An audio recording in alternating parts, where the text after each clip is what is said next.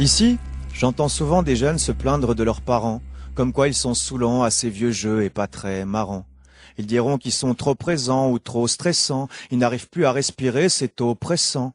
Et pourtant, la famille, c'est certainement le plus important. Ce sont des bras qui te serrent en te réconfortant. C'est l'amour, la confiance qui traverse la souffrance. C'est la tolérance qui n'est pas forcément courante. Malheureusement, certains n'ont pas cette chance, ces fondations qui mènent à la prestance. C'est triste, vous savez, il y a pas mal de gosses abandonnés. Ils retrouveront pas leurs parents perdus dans cette randonnée.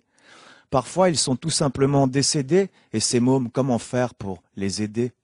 Ils démarrent avec ce handicap, l'absence de géniteur. Pourtant, ils doivent affronter la vie, cette vie qui fait si peur. Ces victimes noyées dans un gros chagrin, ce sont des enfants, orphelins. Les plus chanceux pourront se faire adopter. À force de marcher seuls, ils avaient mal aux pieds.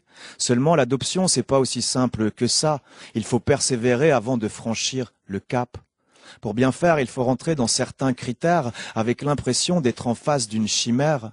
Il faut 25 ans minimum, 15 ans en plus que l'enfant. C'est la règle, peu importe ton penchant.